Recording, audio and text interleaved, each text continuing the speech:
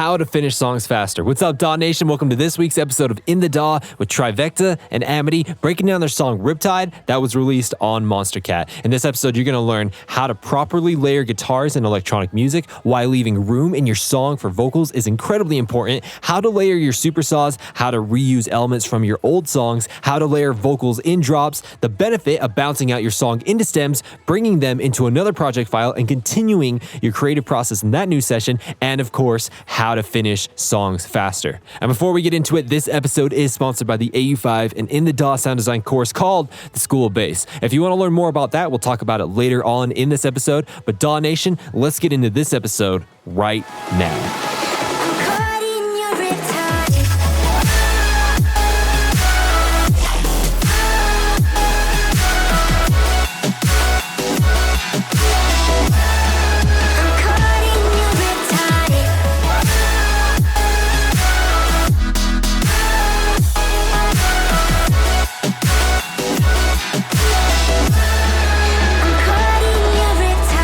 Where do we start? Where's the good stuff at the beginning? It initially started, the initial composition of the beginning came from Nolan's end before I touched it, right? Yes, got the vocal from Roxanne, Rory. I loved the vocal.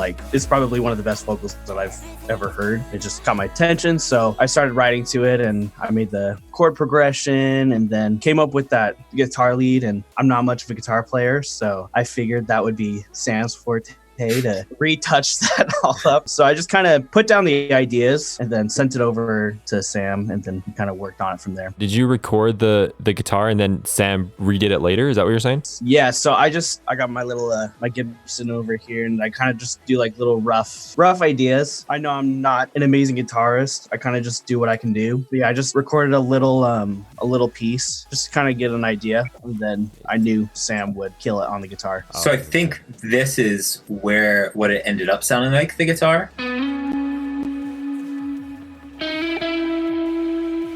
it's gorgeous. This is the chain. It's the little guitar rig on there. If you take that off. So I use guitar rig to kind of make that, you get the amp sim and everything. Love this twang reverb sim. And then the guitar ended up coming like this. So then what I thought was kind of cool is you could take the guitar and then reverse each note, bounce out each note individually and reverse it back into it, which gives you this sound. And then you put them together.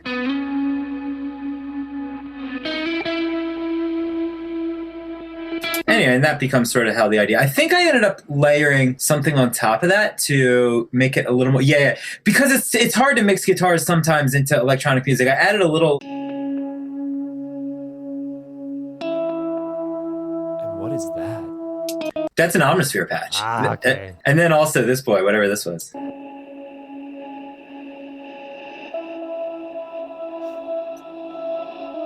So you see the auto pan's got him going around the sides there to make that sound a little nicer. And all that comes together and gives you a guitar. You have pads going too.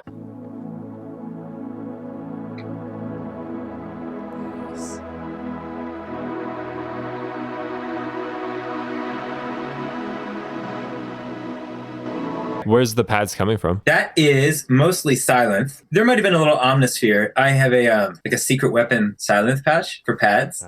That sounds really nice when you mess with the cutoff. I think the really cool thing with the pads, the cool thing about it is just being very subtle about it. You see the Sylenth there, and then the cutoff is low, the whole time. It just comes up and back. A lot of times you hear guys who are doing future bass kind of sounds just go so hard with their pads, and it's lay off that cutoff, We got Roxanne going there. She's doing this. Some ad-libs. Come on. And I feel like that really made the intro. Dude, that's everything. The intro so well with just the atmospherical pads and just the guitar and the it just so good. It just captivates you almost immediately. It doesn't captivate you immediately. It's just so good. And did you guys put that there as an artistic decision, or was that just how the stems were? They were already there. That was how it was when I got it. So when you sent it to me, you must have had it there. I'm pretty sure that's how they were. This song has been in production for quite some time, so it was quite a bit ago. Just out of curiosity, how long has it taken for this to come out? September of last year. maybe. At least, but definitely around a year. A little bass in the bottom, nothing too crazy. Not a full sub. That's pretty important, and not go too heavy on the sub in the beginning in breakdowns. It A, diminishes the effect of the drop, and B, just feels like heavy and like too weighty and bulky. So it's just a nice little. And that's just an Omnisphere patch. That's just I think CS80 sine bass or something is the name of it. Yeah, that's it. Nothing too crazy. Then your vocal comes in, then you get your verse. Ooh, hit me hard. So you got this, right? You love me like a riptide. I don't know if I'll survive. As the darkness falls, an ocean in your eyes. That guitar part was initially Nolan and stayed as Nolan's guitar part. That one I definitely didn't replace. And I actually kind of kept some of it grouped together. Ooh, is it in here? This is straight from Nolan's computer right here. Just a full group right there. Nolan, I don't know if there's any, you got guitar and like a pluck going there. Yeah.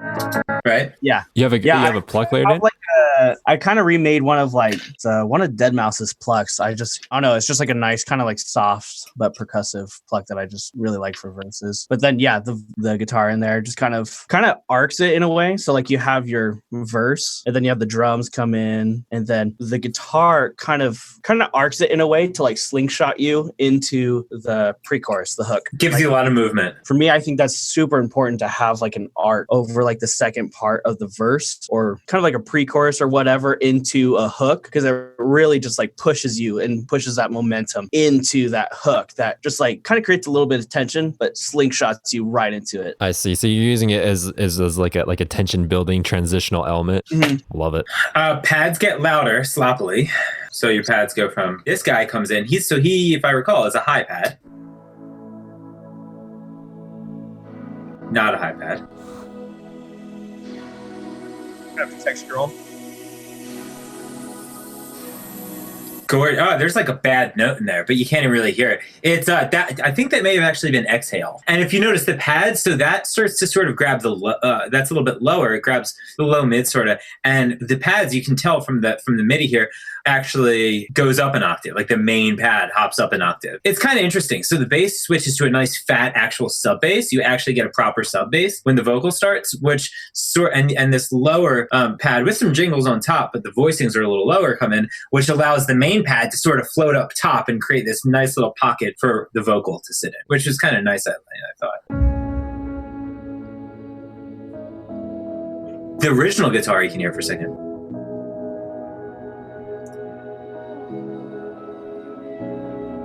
And that goes to the hook. Hook. The waves are pulling me under. I drown to the sound of thunder. The ocean is taking another life. Your waves are pulling me under. We all love one night to suffer. The ocean is taking another life. I'm caught in your riptide. Whoa, nothing. There's nothing. All right, so there's your hook. Matthew Steeper, you asked about the processing of the vocal, and Matthew's a real good friend of Nolan's. He's a friend of mine, good friend of mine, but I think he's a lot closer with Nolan. That's your boy, right? Yeah. I'm signed with Matt and Kelly. Kelly is Halian. Yes. I think there's actually been 3 takes of the vocal on this song. There was an old one, and then the one I got, which was the second one, and then I produced around that. Well, we both produced around that one, and then Matthew said, "All right, hey, Roxanne, Rory is coming into." She lives in England, right? And she was coming into LA, and Matthew was like, "Hey, I'm going to record her." So Matthew is a brilliant vocal editor. He's had his fingerprints all over all different things in the industry. I know a lot of, like when I did Break Me with Cara, a lot of her stuff then. I think Cara is producing a lot of her own vocals now. Yeah, she is, yeah. But Matthew, I know, had a big hand in that early on. He's helped a lot of people get real good at editing vocals, and he's produced such incredible vocals. And so he ended up re-recording and comping the vocal. And so I didn't honestly have to do much with the vocal at all after that. I mean, EQ things, things to a little shimmer on top, a little bit of that, and a little bit of limiting in certain places and compression to make things louder, like during the drops. Most of that is just from Matthew just doing a really good job of comping all that. Cool. There was one thing that I thought was so neat, how that Roxanne said, the way she says two, I drown to the sound of thunder. She says like two. And I think that was she has such these unique inflections in her voice. And when Matthew sent back the newer vocal, that was one thing that was missing. She was saying like two, like anybody else would do. And I said, dude, you got to go back to the two, man. That was such a unique sound. And so he did a brilliant job of splicing that back together. You can hear it. Your waves are pulling me under. I drown to the sound of That's such a unique sound there, and he did such a good job. I mean, he took one vocal that was recorded in like Europe, and another one like the two is just from like recorded thousands of miles away and just spliced right in perfectly. You know, so that's kind of neat. By and large, with the vocal, I mean, you really just did, really basic stuff because Matthew did such a good job, right? I see an RC48 on there, and I've never actually seen an RC48 used as a reverb. I've always seen it used for sound design. What's going on here? I've never even thought to use it for sound design. I just use it as a reverb. Just so you know, if you ever want to use it for sound design for a really, really cool sound design trick, you go into the presets and you go to Robot Soup. It'll be in the sound effects, Robot Soup. It's not going to sound good on her vocals, but on basses, this thing is insane. Dude, that's gnarly. I could see that being so sick on basses. Yeah, on basses, dude, you want to get that nice metallic feel to it. So it's cool that you're actually using it as a reverb because I've never used it as an actual reverb, even though it's what it is. Let's hear what it sounds like without the vocal. You'll notice this is another place where it's different than the final because you have these effects, this effect wash. And like that's a pretty common thing. We've all done that in like most of our songs. And in the final, I actually ended up taking that whole effects stem and just yanking it. And because I thought it was kind of neat. It made it feel kind of surreal. Like you had all these sounds and suddenly it's all gone. Every song you hear goes on a breakdown. I do it on almost all of them. You know, we all do. And I thought it was kind of neat. You'll hear in the final one that all just disappears. Like to simulate it, it would be almost sort of like. It's very clean compared to how this one sounds now. Which is still fine, but I thought it made it sound really unique and tight and almost kind of surreal, like something was there and now it wasn't. You did a good thing, Sam. Oh, what is that lead? That lead is beautiful. Yeah, I think it's probably like the Nexus, like delayed piano, double octaves, just like playing, mirroring each other. And that pluck that was in there, was that the Dead Mouse pluck that you were talking about? Yes, I believe so. It might be my, also it could be my pluck that I recreated after Seven Lions. Who knows? They all kind of sound very similar. So we now got mute that, you can hear it.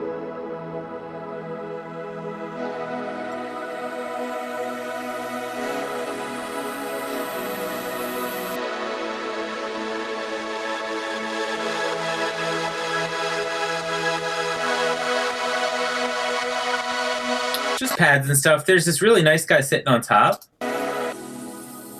But he goes hard cut. Because drums and effects all come in right there, and that stuff can add up. So if you can get away with chopping things to make it more clean, if it's not jarring, you know, I try to. You take those bad boys out. There's something cool. Yeah.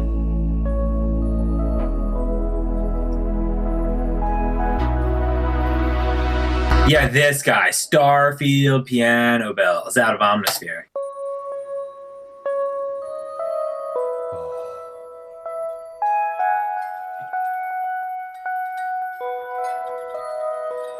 And then this guy gets a little friend coming in. And then they get a bigger friend comes in and says, hey, you're listening to what I'm doing or to what my friends are doing. I'm going to go rep my friends and make them sound real loud by inserting myself into your life. And then what you got to do is you take that and you're going to get the drums to sort of syncopate with that to make sure people hear them even more. So you put them together. Then you start building. That's it. all that came from Omnisphere? Not the drums, but those little plucks did, yeah. That's amazing. Omnisphere. Yeah, and then some good post-processing and stuff, you know, it would have been some OTT and stuff like that, you know. Mid-side OTT? No. Yeah, I feel like you're going to start telling me something about that, though. Oh, well. So you've got also effects going on.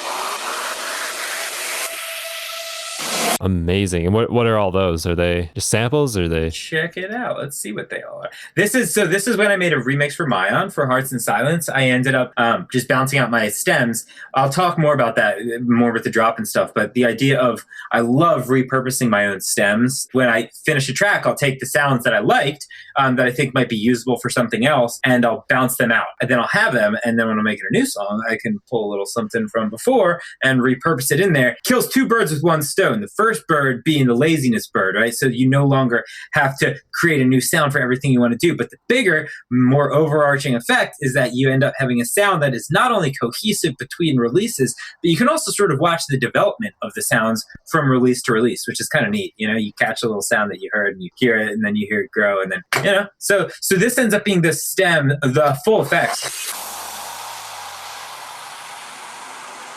Right, and that just goes. And then Kashmir. This guy, little Kashmir stem, you know? I should have made him more wide, but whatever. And then I think this is... I just made a little lead sound, and... same thing, like Axis repurposed stems. You know, you repurpose your sounds. Basically what's going on in the build, yeah? Nothing too crazy. Let's do it. Hit me hard. Drums can't take all the credit. Drums came from my boy Wooly. When we made Falling, I took the drums, because he did the drums, took the drums, kept the drums. So they're huge. Pros, cons. Pros, they're huge. Perfectly mixed for big banging Brittum stuff.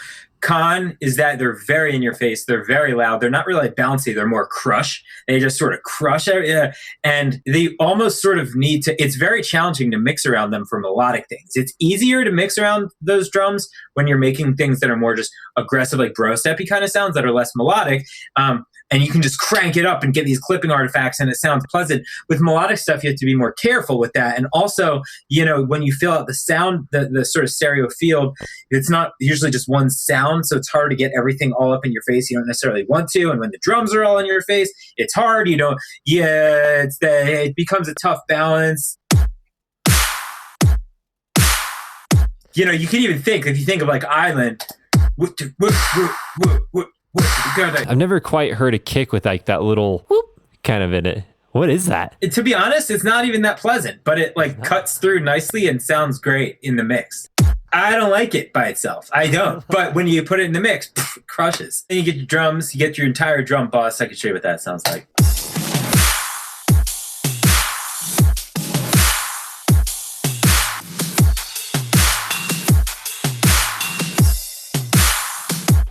You can hear the loop I used in Fractures.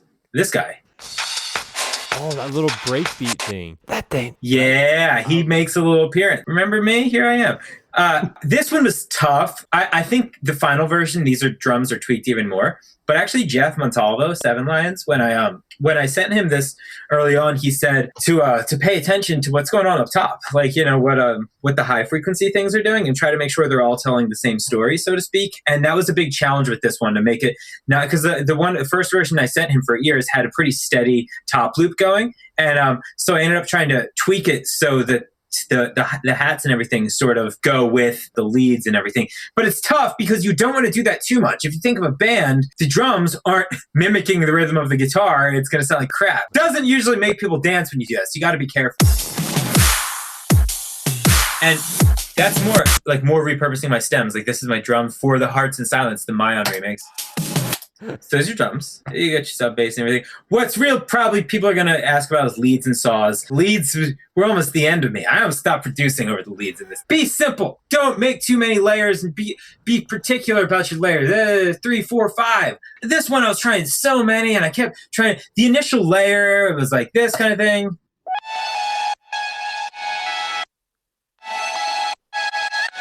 Which is actually interesting. That's the same sound from the intro of Axis. Actually, I go to just take my word on it. It's the sound from the Axis intro, but it's not powerful enough. It doesn't really. So I started layering some new sounds. You got this guy, but then you also got like. But he's very aggressive. You don't want too much of him. So then you also got this rippy layer, which is sort of this formanty thing, and then you end up. What else ended up in there? This is the one guy. but he's down an octave. This is basically the lead from You remember that song "I Will Be There"? The old Tiesto song, right? That type of thing. There's another one. These are all, and the problem is you can tell they're too similar. I struggled with it a lot. I had to do some like aggressive EQing, and I guess not too aggressive here, but I had to do a lot of like chopping because like here, I'll group it together.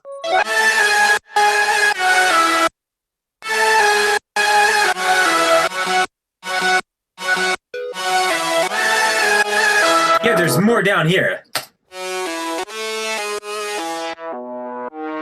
You know, there's like little things on the sides. There's like this guy comes back. There's just so much going on. So are all of those playing the same notes? Not always. No. Some of them sort of run little counterpoint. Like at the very end, you can hear, if I saw the leads again, you can hear one of them, they sort of land and then a little different octaves. Besides that, you have the guys up top, like this guy. He's like way up there, but this guy, for example, I needed a little extra support down, a little girth. So the saw process is kind of neat. When Nolan and I first started talking about the song, it was like, all right, man, this thing is so nice. I don't want to touch it with a 10-foot pole. You don't want to mess it up, right? And you feel great when you get to go to sleep at night and wake up in the morning knowing you got this beautiful baby of a song. Or go to bed at night knowing you may have messed up this beautiful baby of the song. So yeah, there's this little thought process that subconsciously goes on. If I don't touch it, I ain't going to mess it up. And I have the beautiful baby of a song and I can go to bed and wake up feeling good about it. Problem is you don't get music done that way, so you have to find a little happy medium. What I found is a good thing to do when you have a situation like that is you want to create a system where you can get things done quickly and get things out quickly. Because if you think about it, say you're eating a great piece of cake or a steak or something like that. Yeah, the first few bites are glorious. The more bites you take, not so glorious. Eventually, you're sick of it. Anything is going to be like that. So the thinking is, if I'm like that with a song, we all know how that is with a song. You love the song. A million times later, you don't love the song. Every artist knows this, but listeners know this too. But then the thinking is, all right, so if it's going to take me this long to make the song, and after this long, I'm going to hate it.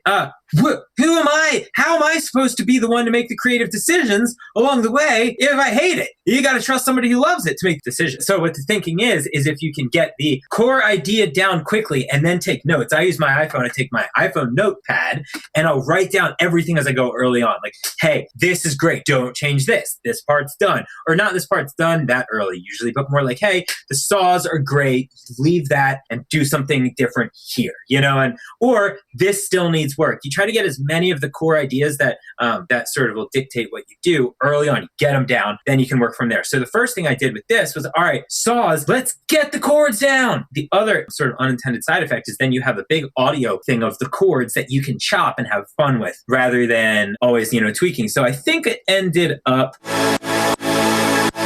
Yeah, that's it. There's side chaining going on. We can talk about the layers, but like the full chord thing I laid down early on was just basically...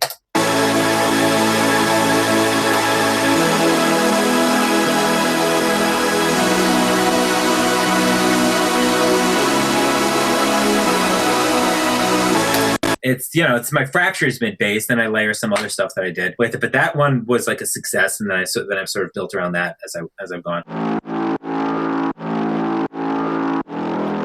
Anybody who's watched the In the DAWs with me has heard that thing a million times. Layer that a little bit. That's your bass. Then your mid layers. I don't think I have the layers split anymore. But that's not even the meat and potatoes. Straight up, man. Like for big, fat, like saws, dude, that Virtual Riot patch. This will never be my only one. I always have to layer because it sounds a little campy by itself. Biggest saw stack. You ever use this? No, I've never heard of it. Huge. And it works great as a plug too. This thing.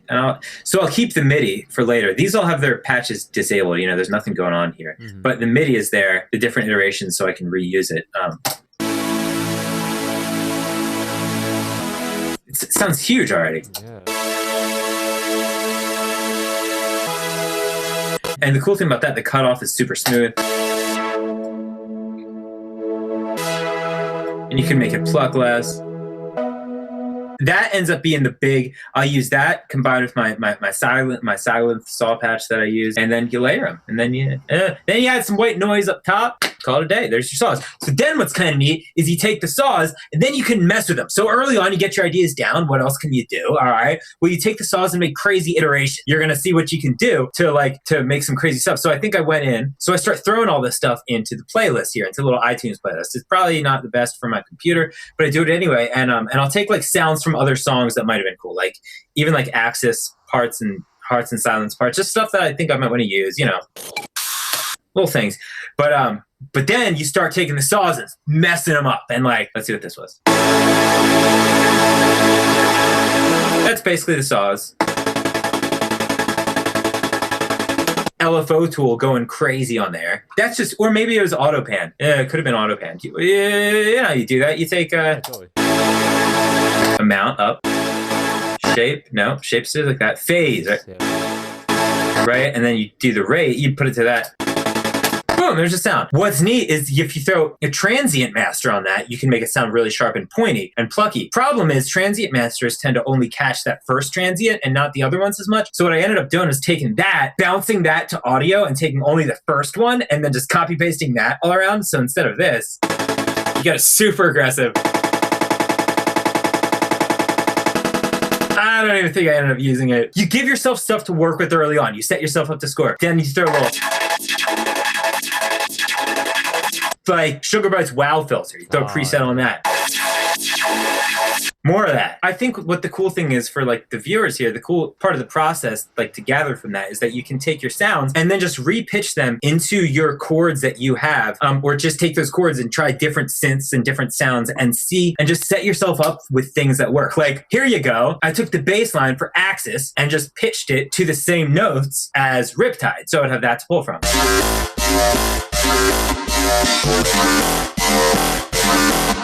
And it actually ends up, right? You see like what's going on there. And then you end up with like this, and you can hear how it follows.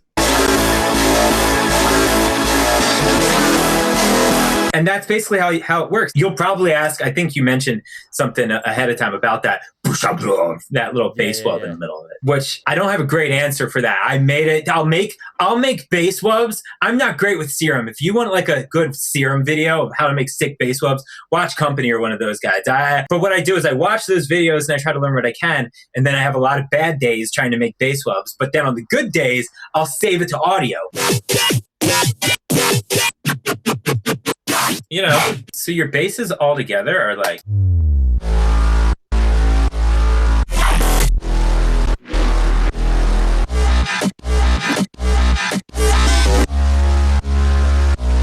All those little growls in there, those little mini growls, those are all from your little sound design sessions that you've done, right? That's all it is. Yeah, that's really all it is. It's just taking sounds, making them, doing them separately on separate days. A lot of times I won't be making those sounds while I'm trying to make a song. Like, I'm not usually going to go, all right, I need a bass wub for this part. Time to pull out Serum and try to make a bass wub. It's more the contrary. I'll have days where I'm like, all right, I'm going to make some bass wubs. And then when I'm making a track, I'm like, okay, I need a bass wub. Let me go into my little bank of bass wubs I've made. And then you pull them together. Vocals in the drop. This kind of thing is one of my favorite things to do, is like take vocals and layer them in with your saws and your leads, and it makes things sound so much more like evocative. Sometimes you don't want to go overboard. You don't want to go overboard. But like, for context, here's what your drop sounds like with just the vocal.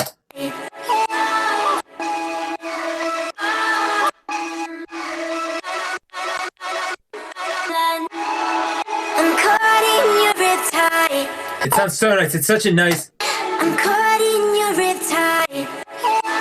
The thinking was like, if you could take that first sound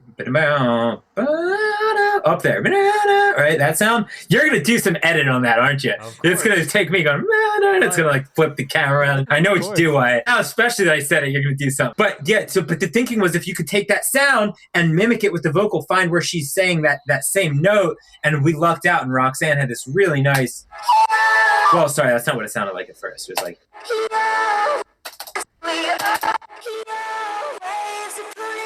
I distorted it and then pitched it up, and it just sounds so nice.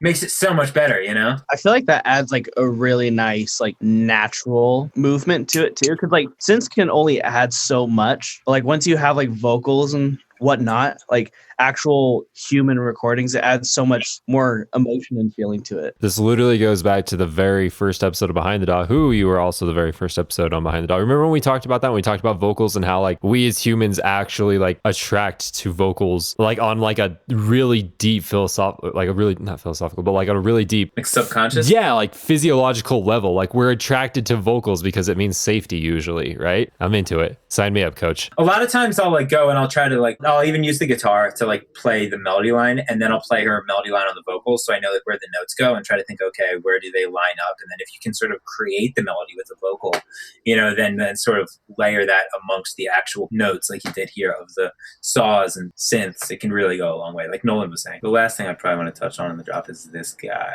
because this is a cool sound. Right? That's just you just take the saw, you throw a little LFO tool on there, because LFO tool, he's the big boy. He does so much, right? You're gonna make it so the rate can do whatever you want, and then you're gonna do a little automation. I looked at I've skimmed through some of my other ones I've done, and I don't ever do anything where I'm making the sounds. And your other guys that you have on here make the sounds, so I figure I should do a little more of that. They did, you know, so right, but you don't want to start that. That's not it. But you know, you see that. We're getting closer. It's starting a little too strong.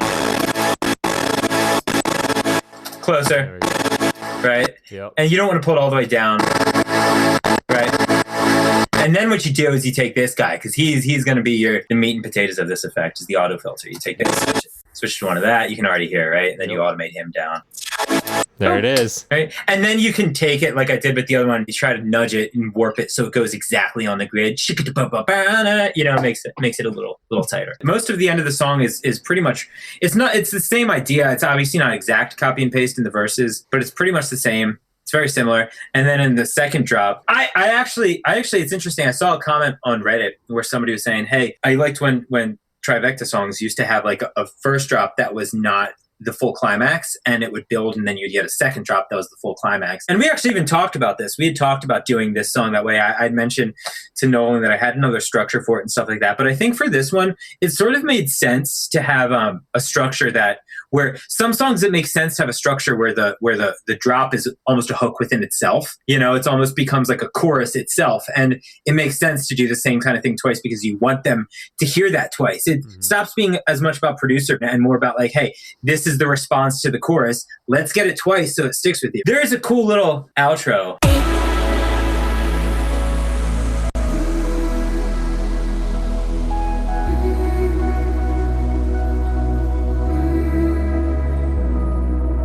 That's more just, you know, same thing as before, pads.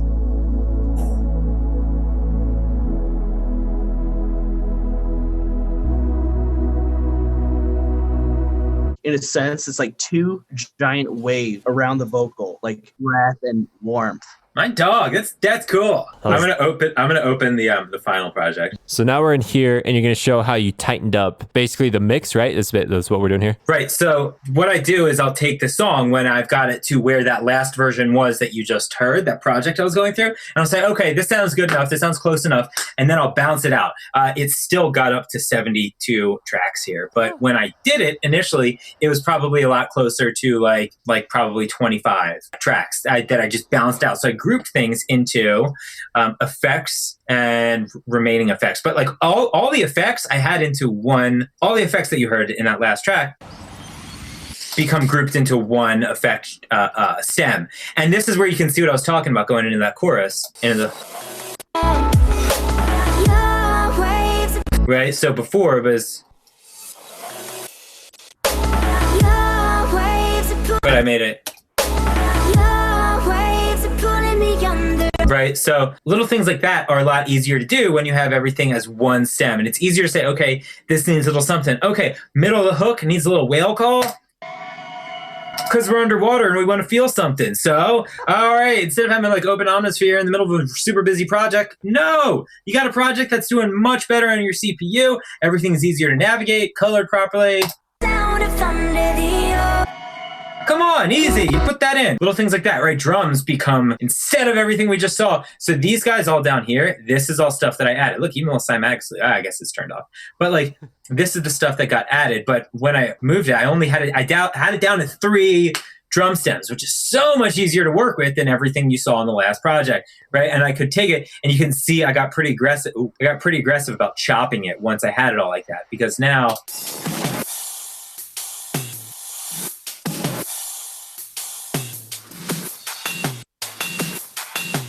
right? If you want to make things tight, it's easier to do that. Oh, this is going. Oh, I feel like this sound might be cooler if all the drums reversed there. Well, I can do that because it's one stem, and then it's easy. You know what I'm saying? And so you can make more aggressive moves much more easily, and you can make better broad stroke moves. So the leads, all that I had to do to get those leads sounding good became one stem, and then I could like... And sometimes what I'll do is like, once I have that, you can take that, consolidate it, and you can do little things like pull it down. Let's do that. Right. Little things like that and get cool little layers. Like that's what I did a lot of in Shatterpoint, to get like cool, little things like that. And chop things up when you do it. Like especially the chords, the saws and stuff like that. That's when you can also be like, all right, the saws ended up getting filtered a lot to make room for the leads, but now we want a little more on the high stuff. A little stuff sitting on the...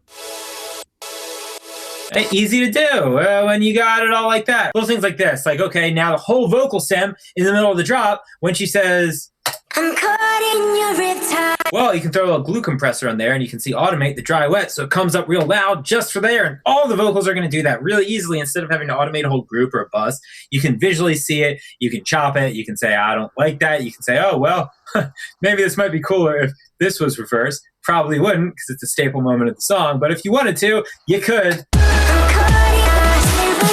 Not so good. But if I wanted to, I could because I have it all as audio. That sort of freedom allows you to make decisions much more, creatively, and you have fewer things holding you back. And it gets a lot more fun that way, I think. And then you can do, better like mixing things. I can take all my chords and easily just do something on the group and not have to worry about it. And, I would recommend doing that. It really goes a long way. Final question I have for both of you, which I sent over to you, which is since your guys' first episode of In the DAW, so we're talking 2 years ago, okay? What has been the most mind-blowing thing that you've learned production-wise that you've now incorporated into your productions? I save a lot of like my drum MIDI. So like I have my builds, so like I have my claps going like this, my snare build, and like maybe another percussion thing all saved into like a group, and like the MIDI and all their effects onto like my user library. So when I'm ready for my build, I just drop it in and it's basically pretty much done. I'll kind of tend it to go with the song that I'm working on, but it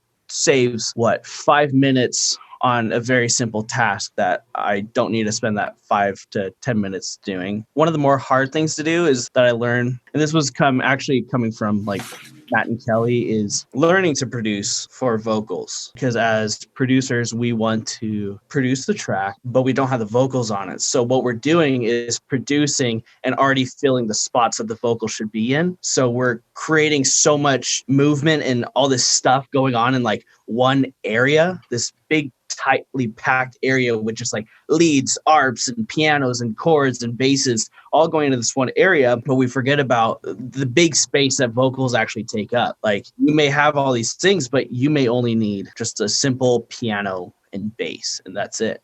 But you kind of have to start getting a little bit more creative if you're looking to have a vocal. Is just go more simple than complex, because if you go more complex and then send it to a vocalist, they're gonna have the hardest time to hell trying to write to that track, because there's so much going on that they can't find a rhythm or a melody to stick to or whatnot. So that was one big thing that I found, is trying to go simpler and not too complex, especially when looking for vocals in my track. That was really, really good advice. The two things I would say, one is I'm not your guy if it comes to like, wow, I had this huge like mind-blowing production thing that change the way I work on a technical level. I mean, I do, but what's more important to me, the one is finishing parts, like finishing a song or finishing a part of a song. I've just worked with producers who have, in collaborating with them, they'll be like, hey, this part is, this part's done,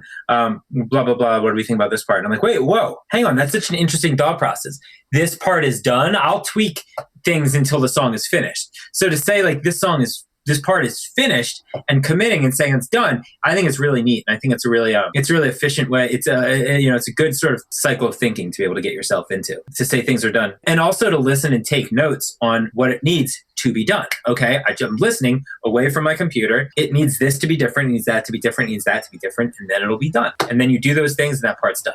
The other thing I would say is finding your like artistic sound. I think a big sort of mind-blowing thing, like realization for me, was that if I can take what sort of lane that I've sort of found myself in and combine it with things that mean something to me, with music that means something to me that other people can't necessarily see. If there's like a sound that I'm particularly attracted to and feel like I can make, and I feel like a lot of other people may be, but probably don't have there probably aren't that many melodic bass producers who also have an extreme interest in this specific type of sound and a skill set to create that specific type of sound. Well, it's sort of my duty to try to do that. So I think that that's like a really cool sort of compass that can sort of dictate what you do artistically when you're in a world where the options are sort of limited. That was sort of a mind-blowing realization for me. Such literal gold, guys. Thank you so freaking much. Did you guys have a good time? Great time.